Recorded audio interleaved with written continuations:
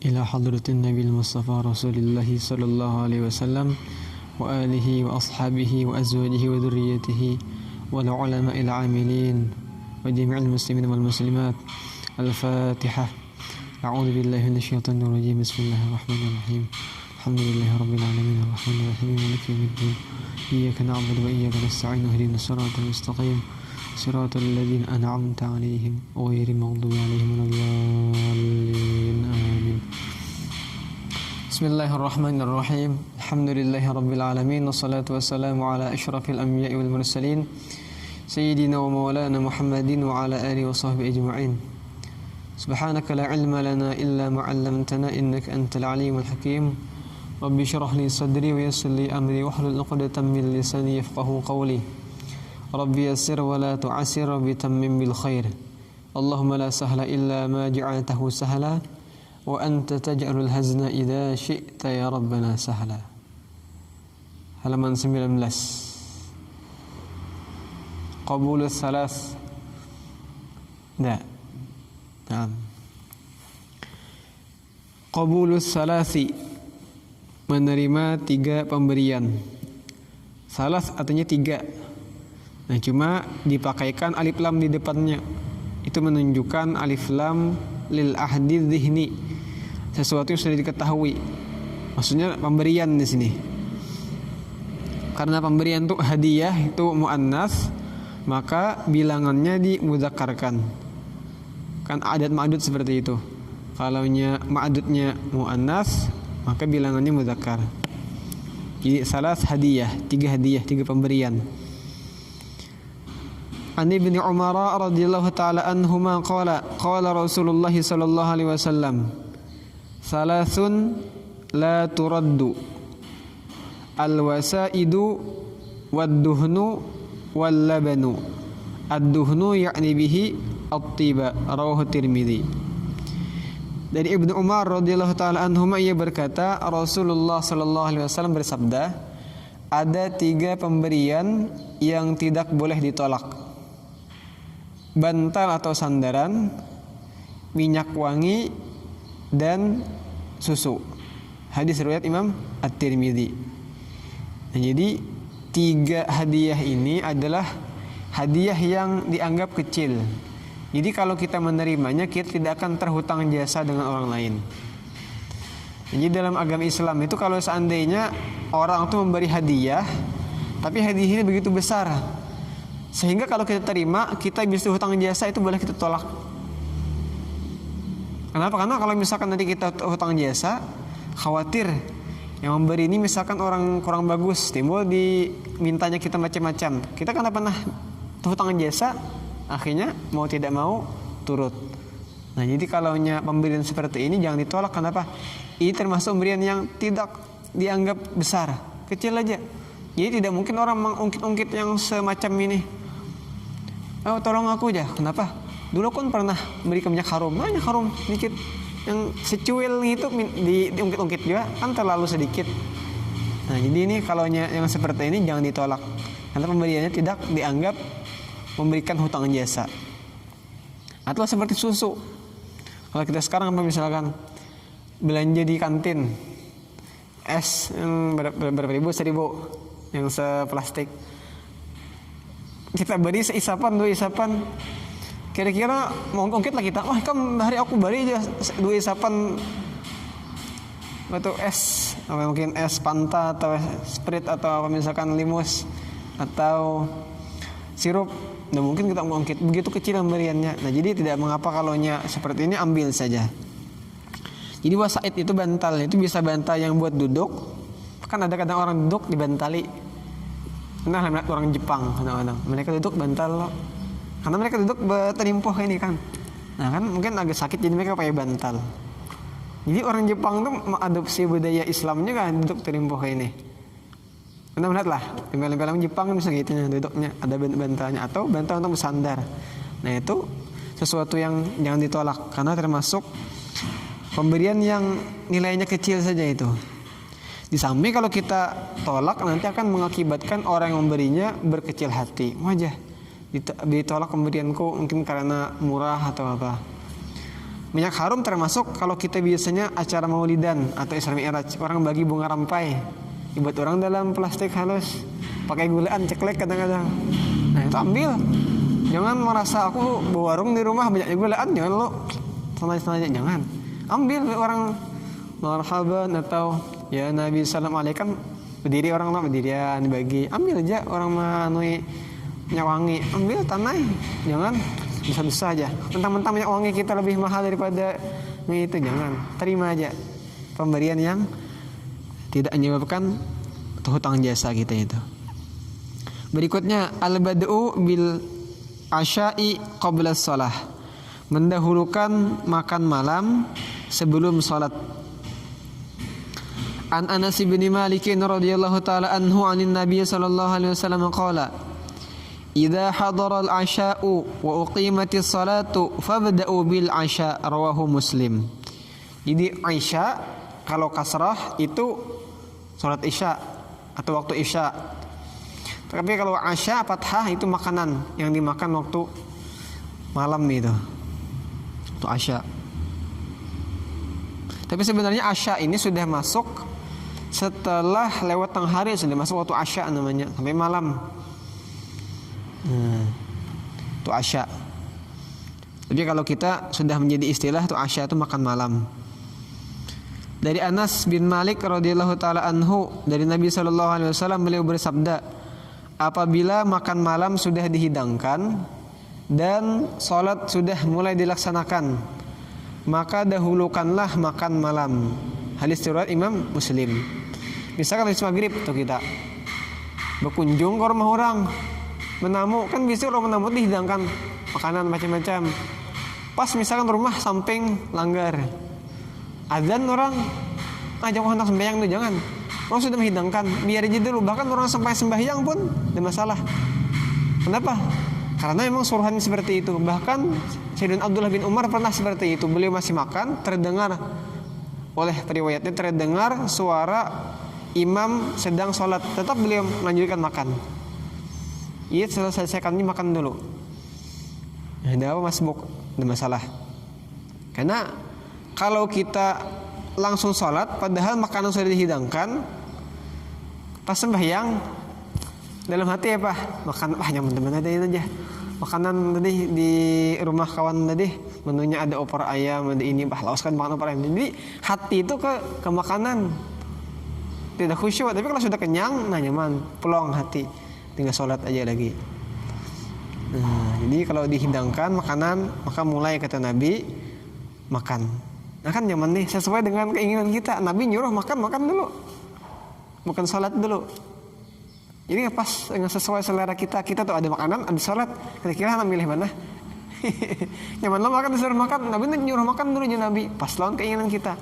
Nah alhamdulillah. Jadi syariat sesuai dengan keinginan kita. Nah kita kan nyaman tuh suruh makan. Nah alhamdulillah. Jadi syariat sesuai dengan apa yang kita inginkan. Berikutnya salatun nisa'i fil buyuti, salatnya perempuan di rumah. Ani bin Umar radhiyallahu taala anhuma qala Rasulullah sallallahu alaihi wasallam, la tamna'u nisa'akumul masajida wa buyutuhunna khairun lahunna, rawahu Abu Dawud.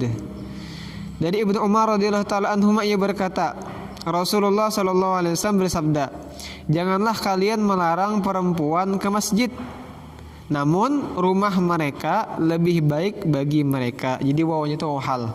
Namun rumah mereka lebih baik bagi mereka. Hadis riwayat Imam Abu Dawud. Nah, jadi kalau perempuan itu mau ke masjid silahkan, jangan dilarang kata Nabi. Cuma kalau abdol-abdolan, di mana lebih abdol? Lebih abdol di rumah perempuan. Beda kalau laki-laki di masjid, langgar. Tapi kalau perempuan abdolnya di rumahnya. Kenapa? Karena bilanya wanita tuh keluar tuh setan tuh memperhiasinya, sehingga laki-laki itu kalau mandang tertarik. Itu memang wanita seperti itu. Kenapa sholat tarawih itu ramai? Karena banyak perempuannya. Bisa gitu loh. Kadang-kadang sebagian orang itu karena hendak melihat mohon maaf lawan jenisnya, sehingga salat tarawih itu ramai pada salat biasa. Kalau salat biasa kadang-kadang sepi, tapi kalau bulan Ramadan pada sunnahnya tuh ramai. Kenapa? Karena bisa binian 4 jiwa, jadi orang sambil lihat gitu macam-macam. Nah jadi kalau perempuan mau sholat di masjid silahkan, jangan dilarang kata Nabi, cuma rumah lebih afdal daripada masjid bagi perempuan. Nah pas kalau tahun sesuai non nafsu itu, kenapa? Kada uyuh tolak kelanggar. Kalau laki-laki disuruh kelanggar masjid, apalagi masjid jauh, rumah jauh daripada masjid, uyuh. Nah itu kan berarti harus melawan nafsu dulu. Tapi kalau perempuan bahkan afdalnya di rumah, sesuai benar lawan nafsu nih. Habis buka puasa antai di rumah lagi. Nah, jadi pas ini lawan keinginan kita kan tidak kemana-mana, sholat itu di rumah nyaman dah. Nah jadi musim lockdown ini pas mana nih? Di rumah, pemerintah nyuruh di rumah, pas di rumah sesuai itu dengan keinginan. Cuma masalahnya kalau di rumahnya kayak tarawih kan, bila kada berjamaah itu kadang-kadang malas. Coba salat sorangan, malasnya luar biasa. Sanunuh juga kawa kita sembahyang tarawih seadanya aja. Kada pakai salawat-salawatan, kada pakai doa-doaan. Pokoknya 20 rakaat hanya berdoa, kada pakai kayak biasa. 4 rakaat berdoa bersalawat. Kadang-kadang kita malas, kita kalau punya sembahyang sendirian di rumah. 2 rakaat berdiri lagi sembahyang ulang, 4 rakaat berdiri lagi sembahyang ulang. Kadang-kadang nah kada berjamaah, kalau berjamaah nah, alhamdulillah masih ada salawatnya, masih ada baca doanya. Berikutnya ar-ruqudu indan nu'as, tidur ketika mengantuk. An Aisyah radhiyallahu taala anha anna Nabiyya sallallahu alaihi wasallam qala idza na'asa ahadukum fi sholati falyarqud hatta yadhhab anhu an-naumu fa inna ahadakum idza shalla wa huwa na'isun la'allahu yadhhabu yastaghfiru fayasubbu nafsahu, muttafaqun alaih. Dari Aisyah radhiyallahu taala anha bahwa Nabi sallallahu alaihi wasallam bersabda, apabila salah seorang dari kalian mengantuk ketika salat, maka hendaklah ia tidur sampai hilang darinya rasa kantuk. Karena apabila salah seorang dari kalian melaksanakan salat sedangkan dia mengantuk, mungkin saja dia berangkat salat untuk meminta ampunan, namun akhirnya mencela dirinya sendiri. Sembahyang termengantuk, bacaan salah-salah jadinya. Gara-gara ngantuk salah. Yang semestinya doa mendoakan bagus timbul gara-gara timbul ujung-ujungnya kata-katanya mendoakan kada bagus. Jadi kata Nabi kalau ngantuk tidur dulu, jangan sembahyang. Nah jadi apalagi masih ada waktunya, kecuali waktunya mepet subuh atau tidur lagi, nah itu bisa habis waktunya. Ini kalau masih panjang, mata mengantuk, bawa tidur dulu. Supaya apa? Supaya ketika sembahyang bacaan jangan salah-salah. Nah, apalagi kadang-kadang kita tahiyat akhir tuh ngantuk, itu bisa kada sah sembahyang kita. Iyalah tahiyat akhir misalkan at-tahiyatul salawatun tayyibah. Ada yang tertinggal. Karena pas imam assalamualaikum juga ada bagian daripada tahiyat yang tidak terbaca. Salah sembahyang ada sah karena itu rukun. Nah, makanya disuruh tidur dulu. Tidur dulu. Makanya kita kalau ada waktu sebelum sholat itu ngantuk tidur. Niatkan supaya nanti sholat jangan mengantuk, maka tidur dapat pahala. Kenapa? Supaya sholat jangan tidur. Jangan mengantuk. Jadi tidur dapat pahala. Nah, zuhur tuh. Kan biasanya apalagi nih kita libur, ada waktu. Nah, zuhur tidur dulu kita. Niatkan tidur supaya zuhur jangan mengantuk dan bisa sholat malam kayak ullah, dapat pahala tidurnya. Kenapa? Karena niatnya untuk kebaikan, untuk bisa sembahyang jangan mengantuk. Nah, banyak antar kayak gitu tahiyat ngantuk, yalah sampai kehiga orang tiga tersandari kadang ada kadang-kadang imam salam 4 juga salam. Nah ada yang ketinggalan pasti. Nah itu jangankan ke anak-anak, orang tua pun sering gitu. Anak pun kadang-kadang belinya bisa aja ngantuk, cuma anak belinya ngantuk bangun anak ulangi tahiyat tuh. Soalnya yakin dah bila kita ngantuk kada diulangi ada tahiyat yang ketinggalan. Ini bila kita ngantuk sadar Jangan diteruskan tahiyat tuh, ulangi dari awal supaya pasti ada bacaan, jangan sampai ketinggalan. Nah itu. Terakhir, al-ibradu bis salati fi syiddatil harri. Menunggu cuaca mendingin untuk melaksanakan sholat duhur ketika cuaca sangat panas. Jadi kalau ingin sholat duhur, cuaca masih panas itu dihadangi dulu, dinginkan dulu. An Abi Hurairah radhiyallahu taala anhu annahu qala inna Rasulullah sallallahu alaihi wasallam qala idza ishtaddal harru fa'abridu bis salati fa inna shiddatal harri min fayhi jahannam muttafaqun alaih. Dari Abu Hurairah radhiyallahu taala anhu yang berkata, sesungguhnya Rasulullah sallallahu alaihi wasallam bersabda, apabila cuaca sangat panas maka tunggulah cuaca mendingin untuk melaksanakan salat duhur. Karena sesungguhnya cuaca yang sangat panas berasal dari kobaran neraka jahanam. Jadi efek daripada neraka jahanam yang panas tuh akhirnya cuaca pun jadi panas. Nah, jadi kalau mau sembahyang zuhur tuh diinginkan dulu. Apalagi di zaman Rasulullah kan di negeri Arab yang mana terkena cuacanya panas. Kemudian tidak seperti daerah kita. Daerah kita mungkin walaupun panas kita tidak sepanas Arab. Jadi beda. Jadi kata Mu'alim Ridho waktu yang tahun tadi naik haji ke beliau, itu ada yang setempat menjemur anduk tuh sudah kering saking panasnya. Kadang-kadang kata beliau dari hotel atau peci itu basah. Dari hotel peci basah. Keluar sebentar langsung kering peci itu saking panasnya udara sampai peci yang di kepala basah itu jadi kering. Ada air mancur. Air mancur kan di jalanan misalkan air mancur. Air mancur itu kan sampai ke bawah yang ke atasnya itu kenapa? Karena pas sudah ke atas, hendak ke bawah kering dapat cahaya aja, dapat cuaca panas. Kan air mancur ke atas lo, turun ke bawah, percikannya tuh kan sampai ke bawah keringnya. Jadi uap sudah ke atas, sudah tengah jalan itu jadi uap saking panasnya. Nah, itu luar biasa di Arab. Jadi wajarnya kalau sembahyang zuhur itu disuruh dinginkan dulu supaya jangan sampai memudaratkan. Kata dulu ada salah seorang guru kami, nama beliau Syekh Iskandar Burhan LC. Kata beliau di Makkah tuh atau di Arab ada istilahnya darbu syamsi. Apa darbu syamsi? Kalau harfiahnya kan pukulan matahari.